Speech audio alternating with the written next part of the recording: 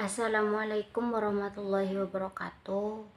Nama saya Dwi Sofiatul Widat, NIM 204105010057 dari kelas PS3. Di sini saya akan sedikit menanggapi terkait video Bapak Abdul Wadud Nafis selaku dosen ekonomi makro Islam yang berisikan materi tentang tugas dan wewenang OJK. Yang pertama, kita akan membahas tentang pengertian OJK.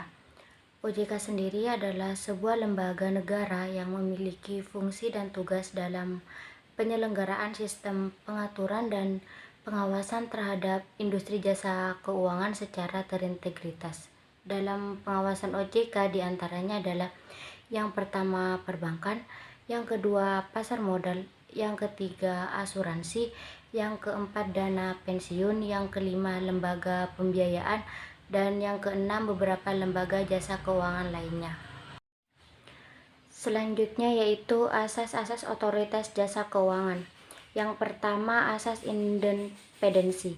Asas ini memperlihatkan bahwa tidak ada campur tangan dari keputusan yang diambil oleh OJK. Keputusan OJK diambil secara independen dengan tetap sesuai peraturan perundang-undangan yang berlaku. Yang kedua, asas kepastian hukum adalah asas dalam negara hukum yang mengutamakan landasan peraturan perundang-undangan, kepatuhan, dan keadilan dalam setiap kebijakan penyelenggaraan negara. Yang ketiga, asas kepentingan umum. Dalam asas yang mendahulukan kesejahteraan umum dengan cara yang aspiratif, akomodatif, dan selektif.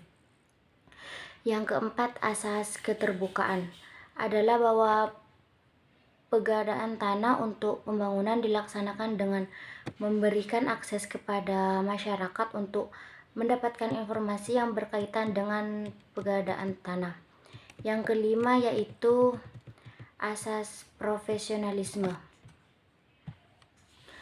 Adalah asas yang mengutamakan keahlian yang berlandaskan kode etik dan ketentuan peraturan perundang-undangan yang berlaku.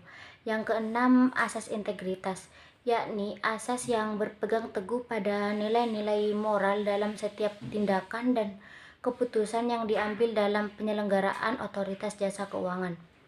Yang ketujuh, asas akuntabilitas adalah asas yang menentukan bahwa setiap kegiatan dan hasil akhir dari kegiatan penyelenggaraan negara harus dapat dipertanggungjawabkan kepada masyarakat atau rakyat sebagai pemegang kedaulatan tertinggi negara sesuai dengan ketentuan peraturan perundang-undangan yang berlaku. Selanjutnya yaitu tugas OJK. Yang pertama, mengatur dan mengawasi kegiatan jasa keuangan baik di sektor perbankan maupun non-perbankan. Yang kedua, mengatur dan mengawasi kegiatan jasa keuangan di sektor pasar modal. Yang ketiga, mengawasi aktivitas jasa keuangan di sektor asuransi, dana pensiun, lembaga pembiayaan, dan lembaga keuangan lainnya. Selanjutnya yaitu wewenang OJK. Yang pertama, menetapkan peraturan perundang-undangan di industri jasa keuangan. Yang kedua, membuat dan menetapkan peraturan tentang pengawasan di industri jasa keuangan. Yang ketiga, membuat dan menetapkan kebijakan tentang pelaksanaan tugas OJK.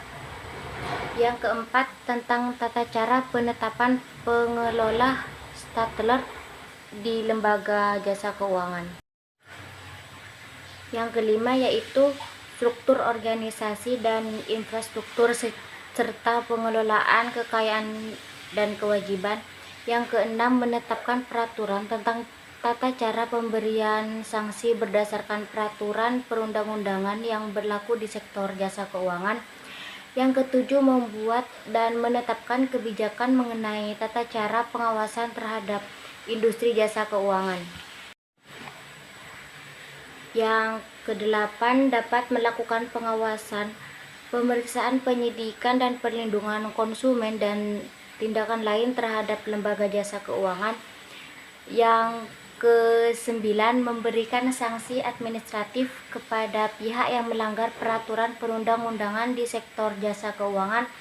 Dan yang terakhir, yang ke-10, yaitu OJK berwenang memberikan atau mencabut izin usaha, pengesahan dan penetapan lain dalam peraturan perundang-undangan di sektor jasa keuangan.